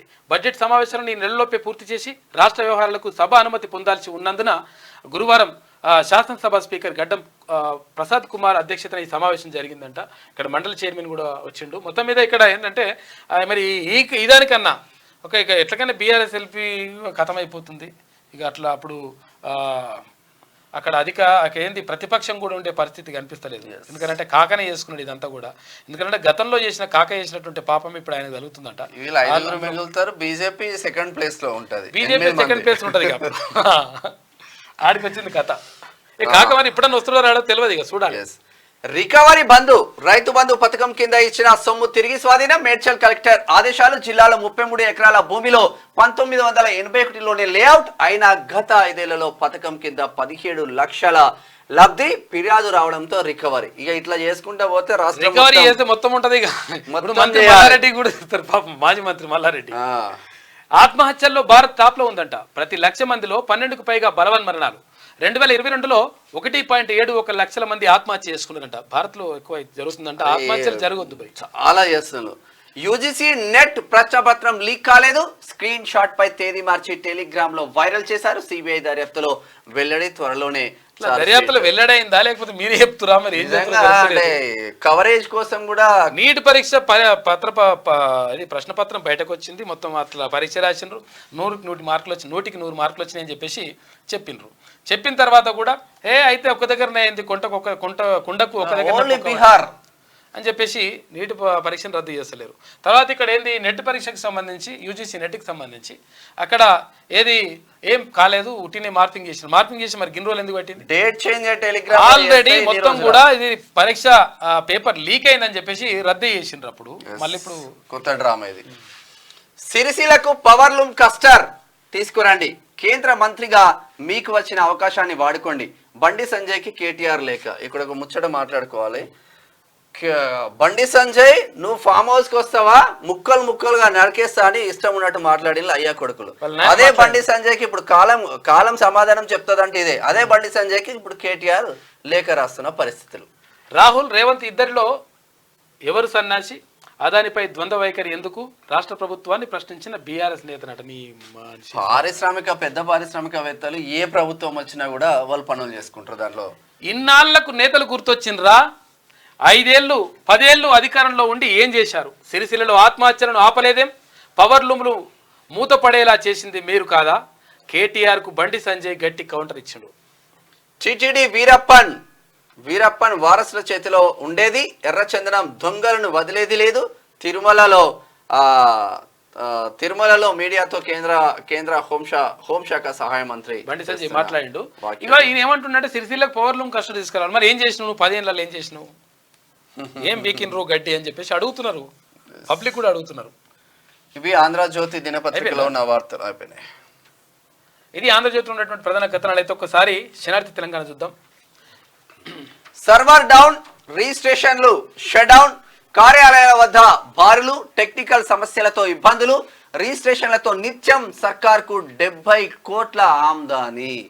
సర్వర్ డౌన్ అయిందంట. మొత్తం 2 రోజులు మొత్తం రిజిస్ట్రేషన్ మొత్తం ఆగిపోయినాయి. దాంతో అక్కడ ఏవి కూడా అయితలేవంట. మొత్తం కూడా మ్యూటేషన్లు అన్ని ఆగిపోయినాయంట. దానికి సంబంధించి ఒక వార్త కనిపిస్తా ఉంది. ఇక టార్గెట్ ఆమ్దాని ఏంది? లక్ష్యానికి తగ్గ ఆదాయం లేదు. ఓటాన్ అకౌంట్ బడ్జెట్ లక్ష్యం చేరాలంటే మంత్లీ టార్గెట్ తప్పదు. జీఎస్టీ ఆదాయం పెంచుకునేలా చర్యలు. జీఎస్టీ చెల్లింపుల్లో ఎవరిని ఉపేక్షించొద్దు. అక్రమ మద్యం రవాణాకు అడ్డుకట్ట వేయాలి. హైదరాబాద్లో రియల్ ఊపు. తెలంగాణ సీఎం రేవంత్ రెడ్డి మాట్లాడిండు. ఆమ్దాని ఎట్లా వస్తుందో దానిపైన దృష్టి పెట్టమని చెప్పిండు మంత్రులకు. 24 నుంచి తెలంగాణ అసెంబ్లీ ఈసారి రసవత్తరంగా సమావేశాలు, గులాబీ బాస్ మరోసారి డుమ్మా కొట్టడం ఖాయమా? సమావేశాల నిర్వహణపై స్పీకర్ సమీక్ష. ఈ నెల 25న పూర్తి స్థాయి బడ్జెట్ కు ఛాన్స్. కీలక అంశాలపై చర్చించే అవకాశం. చర్చకు జాబ్ క్యాలెండర్, రుణమాఫీ అంశాలు, రైతు భరోసా నిబంధనలపైన క్లారిటీ. పడిపోనున్న బీఆర్ఎస్ ఎమ్మెల్యేల సంఖ్య. కథం. ప్రతిపక్షాల ఉచ్చులో పడద్దు. చదివే సమయాన్ని వృధా చేసుకోవద్దు. చదివే సమయం ఇవ్వండి. చదివే సమయం ఇస్తే అట్లేం పడరు. చదివే సమయం ఏమేమి అడుగుతున్నారు. 25 రోజులలో అన్ని బుక్స్ తిరిగేయాలంటే ఏడైతుంది? పొన్నం ప్రభాకర్ ఏమన్నా ఇట్లాంటి స్కాన్ చేసినట్టు ఉంటుందా ఏమన్నా? అరే అన్ని కూడా మైండ్ లెక్కించుకోవాలి. అవన్నీ ఉంటుంది. డే నైట్ కష్టపడ్డా కూడా ఆ సబ్జెక్ట్స్ క్లియర్ గా అవ్వవు. దయచేసి అర్థం చేసుకోండి. జాబ్ క్యాలెండర్ పై మేధావుల అభిప్రాయం తీసుకుంటున్నారట. నిరుద్యోగుల పక్షాన కాంగ్రెస్ సర్కార్. మంత్రి పొన్నం ప్రభాకర్. మీరు నిరుద్యోగుల పక్షాన ఉన్నారు 100%. దాంట్లో సందేహం లేదు. కానీ నిర్ణయాలు తీసుకోవడంలో మీకు మిమ్మల్ని మ్యాల్పేట్ చేస్తున్నారు. ఆ విషయం తెలుసుకుంటే మంచిగా ఉంటుంది. ఇంటెలిజెన్స్ వర్గాలు కూడా దయచేసి అక్కడ నివేదిక ఇవ్వండి. ఒకసారి విషయం చెప్పండి. డిఎస్సి అభ్యర్థుల గురించి కానీ లేకపోతే ఇది కానీ. ఇది ఇట్లా ఉంటే బురద జల్లడం ఆపండి. ఓటమిని సమీక్షించుకోండి. బీఆర్ఎస్ పెద్దలు భ్రమల నుంచి బయటకు రాలేకపోతున్నారు. మంత్రి దుద్దిల్ల శ్రీధర్ బాబు. ప్రజలు చెప్పిందే చేస్తాం. 4 గోడల మధ్య నిర్ణయించబోం. బీఆర్ఎస్ తప్పుల్ని పునరావృతం కానీయం. ఇక స్కీములన్నీ పేదలు, చిన్నకారు రైతులకే. ట్యాక్స్ కట్టిన ప్రతి రూపాయి అర్హులైన పేదలకు ఇస్తున్నాం. ఆదిలాబాద్లో కాంగ్రెస్ అవినాభావ సంబంధం. డిప్యూటీ సీఎం భట్టి విక్రమార్క మాట్లాడిండు. ప్రజలు చెప్పిందే చేస్తామని గత బీఆర్ఎస్ సర్కార్ తరహాలో 4 గోడల మధ్య నిర్ణయాలు తీసుకోబోమని తెలంగాణ డిప్యూటీ సీఎం భట్టి విక్రమార్క అన్నారు. ఆదివారం ఆదిలాబాద్ జిల్లా ఊట్నూరు మండల కేంద్రంలోని కేబీ కాంప్లెక్స్ లో గురువారం నిర్వహించిన రైతు భరోసా పథకంపై ఉమ్మడి ఆదిలాబాద్ జిల్లా స్థాయి విస్తృత సమావేశంలో ఏర్పాటు చేశారు. రైతు భరోసా పథకంపై కంప్లీట్ గా నిన్న మంత్రులందరూ పాల్గొన్న చిత్రం చూస్తా ఉన్నాం. ఇక ఆపత్కాలంలో ఎమ్మెల్సీ మల్లన్న అండ. సమస్య ఏదైనా ఆపదొచ్చిందంటే చాలు ముందుండడంలో పట్టభద్రుల ఎమ్మెల్సీ తీన్మాన్ మల్లన్న రూట్ సపరేటు. అయితే అనారోగ్య సమస్యలైనా, న్యాయపరమైన చిక్కులైనా, సమస్య ఇంకేదైనా తాను స్పందించే తీరు ప్రత్యేకతే. ఇక తెలంగాణ ఉద్యమం నాటి నుంచి ఎమ్మెల్సీగా గెలిచిన నేటి వరకు ఆపత్కాలంలో అండగా ఉంటూ ఎదుటివారిలో భరోసా నింపడం మల్లన్నకే సొంతం. ఇక తాజాగా యాదాద్రి భువనగిరి జిల్లా పెద్దపడిశాల గ్రామానికి చెందిన కాంగ్రెస్ సీనియర్ కార్యకర్త రావుల యాదగిరి గత 3 రోజుల క్రితం రోడ్డు ప్రమాదంలో తీవ్రంగా గాయపడ్డాడంట. ఈ క్రమంలోనే మేడిపల్లిలోని అక్కడ ఓ ప్రైవేట్ ఆసుపత్రిలో యాదగిరి చికిత్స తీసుకుంటున్నాడు. విషయం తెలుసుకున్న ఎమ్మెల్సీ తీన్మాన్ మల్లన్న ఆసుపత్రికి వెళ్లి యాదగిరిని పరామర్శించారు. ఆయన ఆరోగ్య పరిస్థితిని తెలుసుకుని అన్ని విధాలా అండగా ఉంటామని యాదగిరితో పాటు కుటుంబ సభ్యులకు ధైర్యం చెప్పారు. ఎమ్మెల్సీ తీన్మాన్ మల్లన్న స్వయంగా కాంగ్రెస్ పార్టీ కార్యకర్తను పరామర్శించేందుకు ఆసుపత్రి వరకు రావడంతో కుటుంబ సభ్యులు, బంధువులతో పాటు పార్టీ కార్యకర్తలు హర్షం వ్యక్తం చేసిందని చెప్పేసి తీన్మాన్ మల్లన్న ఎప్పుడు కూడా బాధితుల పక్షాన ఉంటాడు. బరాబర్ అది. నరసన్న భక్తులకు గుడ్ న్యూస్. టిటిడి తరహాలో స్వయంభూ దర్శనం. మహాముఖ మండంలో దూరం నుంచే చూస్తూ గర్భగుడి వరకు స్వామి వారి దర్శనానికి ఏర్పాట్లు చేస్తా ఉన్నారు. అంటే లాంగ్ వే. యాదాద్రి నరసన్న భక్తులకు ఆలయ నిర్వాహకులు గుడ్ న్యూస్ చెప్పిందంట. తిరుమల తిరుపతి దేవస్థానం తరహాలో భక్తులకు యాదాద్రి లక్ష్మీనరసింహ స్వామి స్వయంభూల దర్శనం కలగనుంది. 2 తెలుగు రాష్ట్రాల్లో తిరుపతి తర్వాత అత్యధిక సంఖ్యలో యాదగిరిగుట్ట లక్ష్మీనరసింహ స్వామిని భక్తులు దర్శించుకుంటారు. యాదాద్రి ఆలయ పునర్నిర్మాణం తర్వాత యాదగిరిగుట్ట లక్ష్మీనరసింహ స్వామి దర్శనానికి భక్తుల రద్దీ విపరీతంగా పెరుగుతుంది. అయితే ప్రతిరోజు వేల సంఖ్యలో భక్తులు ఆలయాన్ని సందర్శించి లక్ష్మీనరసింహ స్వామిని దర్శించుకుంటారు. ఇప్పటి వరకు ప్రధాన ఆలయంలోకి చేరుకున్న భక్తులు గర్భాశయం ముఖద్వారం నుంచి స్వయంభూను దర్శించుకునేవారు. గురువారం నుంచి ప్రయోగాత్మకంగా ప్రధాన ఆలయంలోని వచ్చిన భక్తులు మహాముఖ మండపంలో దూరం నుంచే మూలవరులను చూస్తూ గర్భగుడి చెంతకు భక్తులు చేరాలి. అంటే అసలు యాక్చువల్గా ఏంటంటే అక్కడ అద్దం మీద పెడతట్టున్నారు. అయితే ఇక్కడ తిరుపతిలో కూడా ఇక్కడ పెద్దది అది పెడతారు, మిర్రర్ పెడతారు. ఇక్కడ చూసుకుంటూ పోతుంటే ఇక్కడ చూసుకుంటూ పోవచ్చు. దగ్గరికి వచ్చిన తర్వాత డైరెక్ట్ చూడొచ్చు అనమాట. ఫామ్ హౌస్ లో కేసీఆర్ మీటింగ్. ముఖ్య నేతలతో సమాలోచనలు. తాజా రాజకీయ పరిస్థితులు, వలసలపై చర్చ.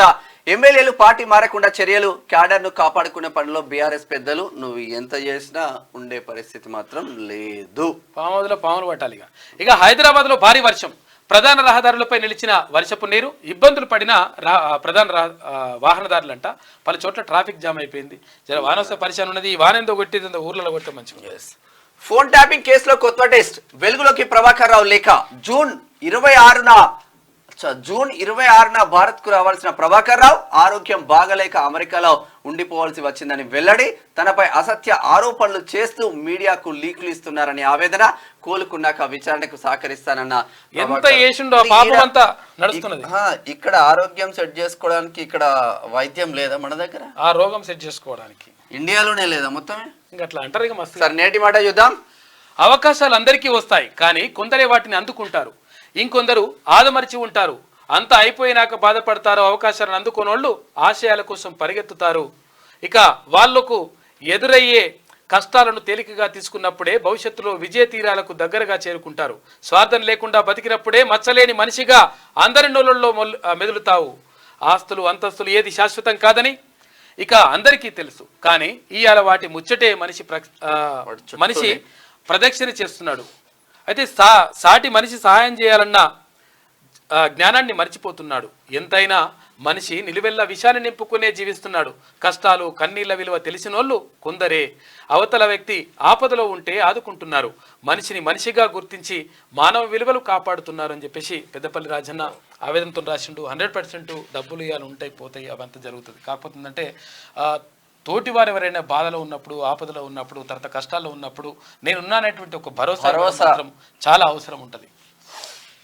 ఇది శనార్థి తెలంగాణ పత్రికలో ఉన్న వార్తలు అయితే దిశ చూద్దాం. పేపర్ లీక్ బీహార్ లోని ఒక సెంటర్ కే పరిమితం, విస్తృతంగా వ్యాప్తి చెందలేదు. సుప్రీంకు స్పష్టం చేసిన సిబిఐ విచారణ ఈ నెల 18కి వాయిదా. అట్లయితే నమ్మలేమి అయితే ఒక ఎట్లా ఇప్పుడు వెళ్ళినాడే బయటకు వెళ్ళి నడుస్తూనే ఉంటుంది లెక్క. ఇక NEET UG paper leakage master mind Rocky arrest అంట. అదొక వార్త. ఇక ఈ నెల 24 నుంచి అసెంబ్లీ సెషన్, పూర్తిస్థాయి బడ్జెట్ సమావేశాలు 10 రోజుల పాటు జరిగే ఛాన్స్. అసెంబ్లీ స్పీకర్ మండలి చైర్మన్ రివ్యూ. ఈసారి మొదటిసారి శాసన మండలిలోకి అడుగు పెట్టబోతున్న తీన్మార్ సమావేశాలు. ఆయన ఎన్నికైన తర్వాత ఇప్పుడు ఏం మాట్లాడతాడు ఏంది అనేది చూద్దాం. అప్పుడు బీజేపీతో బీఆర్ఎస్ రహస్య మంతనాలు జరుపుతుందంట. విలీనం చేసేందుక లేకపోతే పొత్తు కోసమా?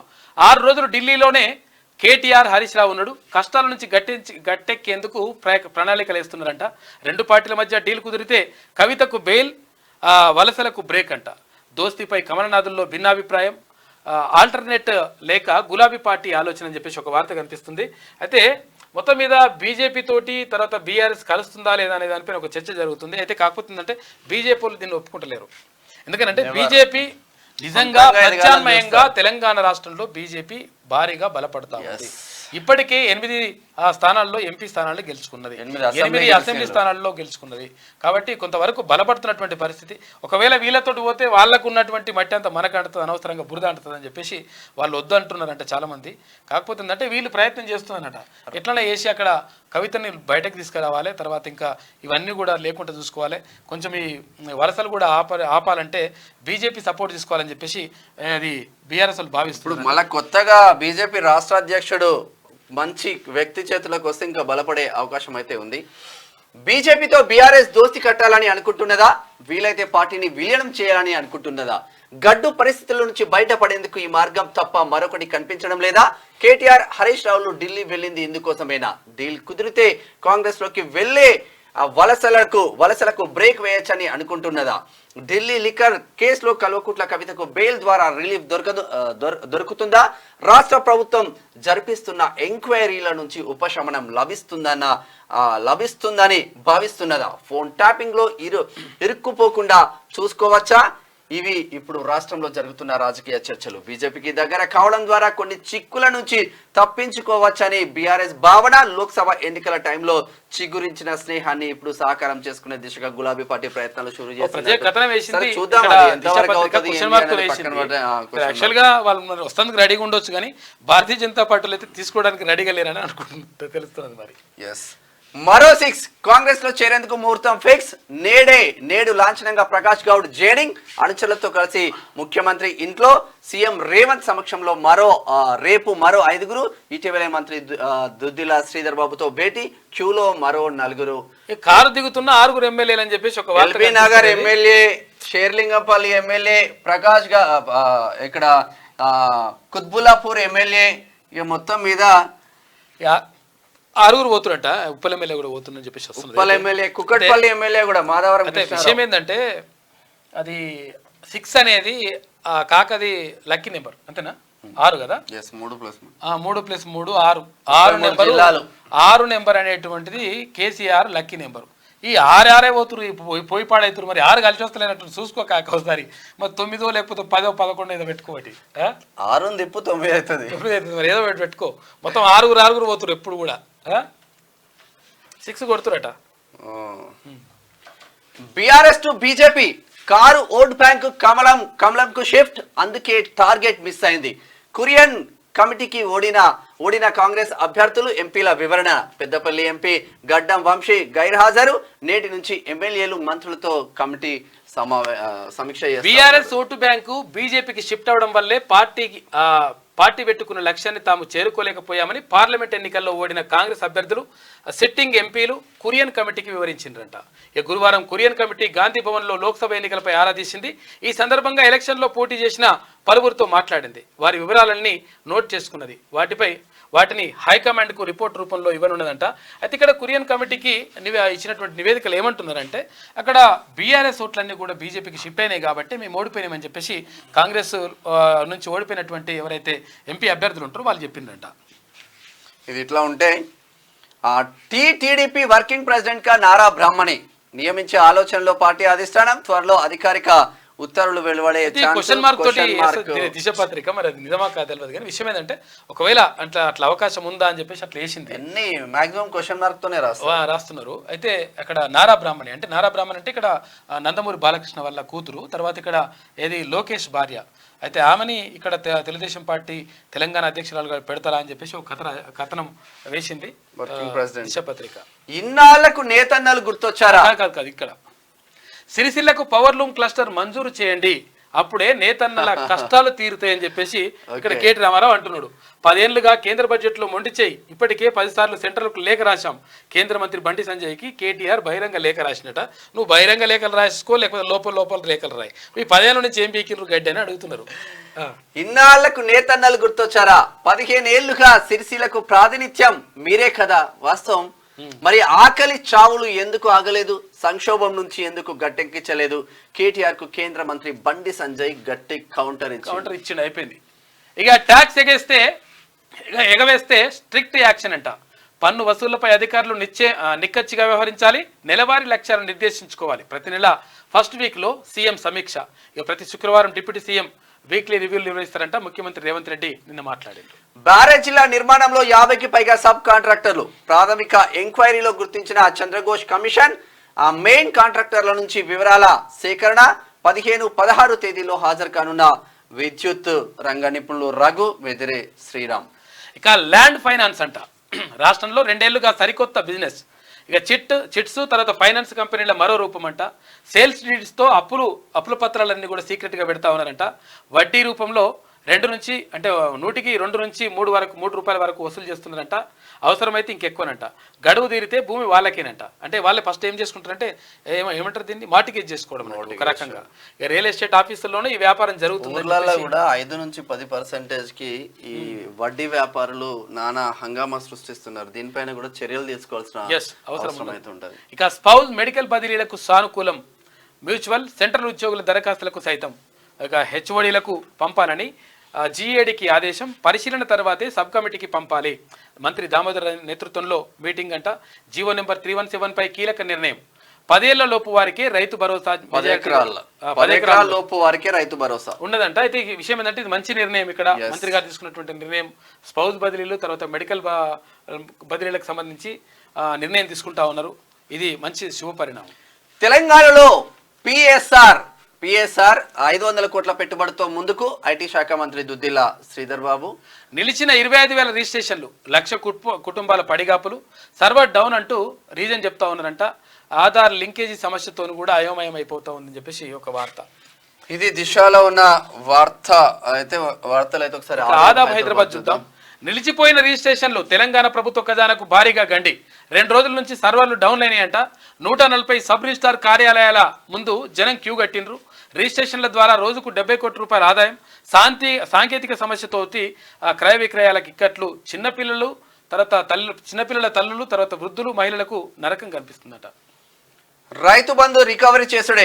రైతు బంధుపై కాంగ్రెస్ గవర్నమెంట్ నజర్. గత సర్కార్లో దుర్వినియోగమైన రైతు బంధు 12 సార్లు పంట పెట్టుబడి ఇచ్చిన మాజీ సీఎం కేసీఆర్ వ్యవసాయేతర భూములకు కోట్లలో చెల్లింపులు. నిధుల రికవరీపై రేవంత్ ప్రభుత్వం కీలక నిర్ణయం. మేడ్చల్ జిల్లాలో ఓ రైతుకు 16 లక్షలు లబ్ధి. 16 లక్షలు కోట్లు వేసుకున్నారు ఒక్కొక్కడు. డబ్బులు వెనక్కి ఇవ్వాలని అధికారుల నోటీసులు. ఎమ్మెల్యేలు ఎంపీలది జై ఒకసారి తెలుసు. ఆజ్కి బాధ చూసుకుంటే ఆకతాయిల వలలో అమ్మాయిల జీవితాలు. సోషల్ మీడియా అడ్డం పెట్టుకుని అమ్మాయిల జీవితాలతో చెలగాటమాడుతుండ్రు. అమ్మాయిల జీవితాలను సర్వనాశనం చేస్తుండ్రు. ఎన్ని చట్టాలు మారినా మహిళలకు అండగా నిలవలేకపోతున్నాయి. ఒక తప్పు చేస్తే ఎవరో ఒకరు వచ్చి కాపాడుతారులే అనే ధీమాతో అమాయకమైన ఆడపిల్లల జీవితాలతో ఆటలాడుకున్న ఈ ఆకతాయిల నుంచి మీ అమ్మాయిలను మీరే కంటికి రెప్పలా కాపాడుకునే బాధ్యత మీదే. ఓ తల్లిదండ్రులారా, ఈ బట్టేబాజుగాళ్లతో జాగ్రత్తగా ఉండాలని చెప్పేసి నాగిరెడ్డి కేరెల్లి అంటా ఉన్నారు. ఎందుకంటే అసలు విషయం ఏంటంటే నిజంగా కూడా పిల్లల మీద ఒక నిఘా వేసి పెట్టండి, ఒక దృష్టి పెట్టండి. ఎందుకంటే చిన్నపిల్లలు ఇప్పుడు అసలు యాక్చువల్గా వాళ్ళకు తెలియదా అట్లా అని చెప్పేసి కూడా డైలాగ్ కొడతారు. కాకపోతే అంటే కౌమార దశలో టీనేజ్లో పిల్లలకు ఆటోమేటిక్గా కొన్ని కొన్ని పరిణామాలు అనేటువంటి చోటు చేసుకుంటే మానసికంగా కానీ శారీరకంగా అన్ని రకాలుగా ఉంటుంది. కాబట్టి అటువంటి టైంలో పిల్లల్ని కాపాడుకోవాల్సిన బాధ్యత తల్లిదండ్రుల పైన ఉంటుంది. కాబట్టి జాగ్రత్తగా ఉండండి. తర్వాత మత్తు పదార్థాలకు కానీ మాదక ద్రవ్యాలకు కానీ అలవాటు పడేటువంటి ప్రమాదం కూడా ఉంటుంది. కాబట్టి ఒక దృష్టి వాళ్ళపైన వేసి పెట్టండి. ఫోన్లు చూస్తుంటారు, ఫోన్లు ఆడు రీల్స్ లోనో పరిచయం చేస్తూ ఉన్నారు, తీసుకొని పోతారు, ఏదో అవుతుంది చూడండి. తెలంగాణ బడ్జెట్ సెషన్ 24వ తేదీ నుంచి అసెంబ్లీ సమావేశాలు. వివిధ శాఖల అధికారులతో స్పీకర్ సమీక్ష. బడ్జెట్ ప్రవేశపెట్టేందుకు సర్కార్ సన్నాహాలు. ఇప్పటికే బడ్జెట్ పై బట్టి వరుస సమీక్షలు. బీఆర్ఎస్ నేతలు భ్రమల నుంచి బయటపడాలి. ప్రభుత్వంపై బురద చల్లడం ఆపండి. దుద్దిల శ్రీధర్ బాబు. దేశాభివృద్ధిలో యువతే కీలకం. యువత మన దేశానికి వరం. జనాభా నియంత్రణకు కృషి చేయాలి. కేంద్ర రాష్ట్ర ప్రభుత్వాలు కలిసి పనిచేయాలి. ఆరోగ్యకరమైన గర్భ నిరోధక విధానాలపై అవగాహన కల్పించాలని చెప్పేసి కేంద్ర మంత్రి జేపీ నడ్డా పిలుపునిస్తున్నారు. చెయ్యి అందుకోనున్న మరో ఎమ్మెల్యే.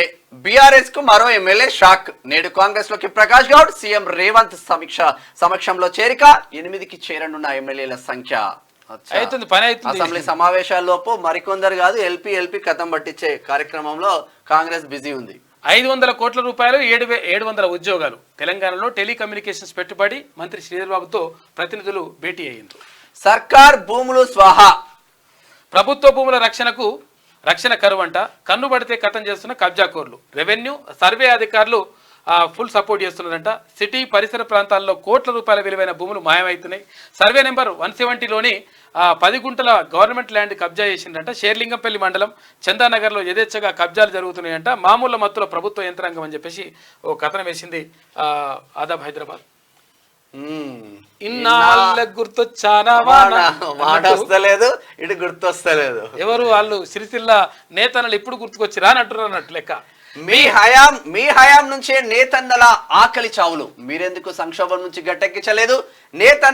నేతన్నలను సంక్షోభం నుంచి గట్టెక్కించేందుకు కృషి చేస్తా.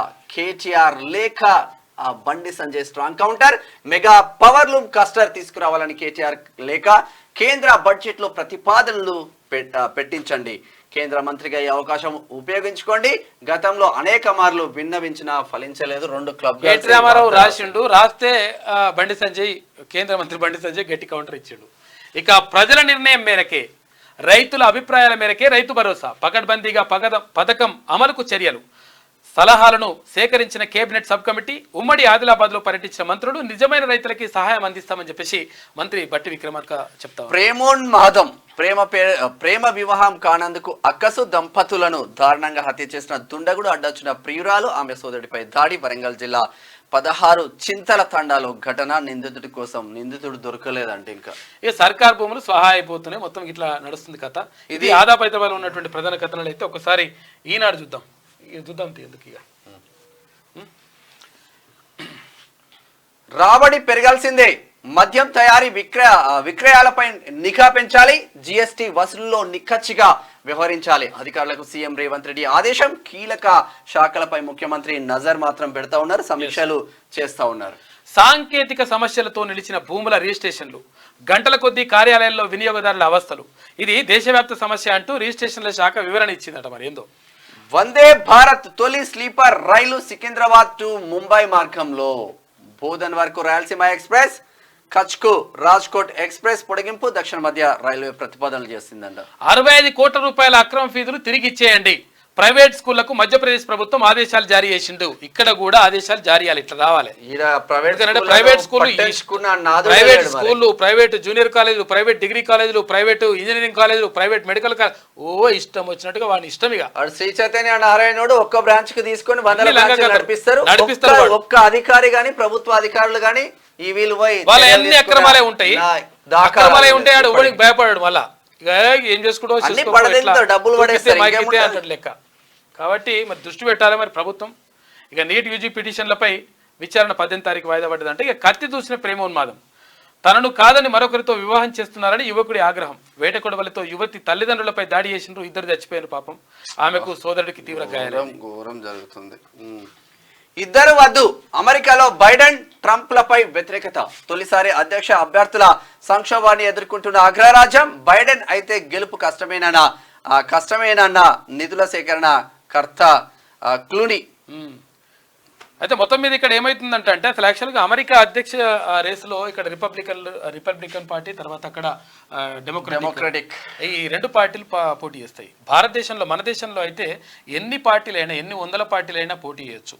లేకపోతే మనము ఏది ఇండిపెండెంట్గా కూడా మనం అభ్యర్థిగా బరిలోకి దిగొచ్చు.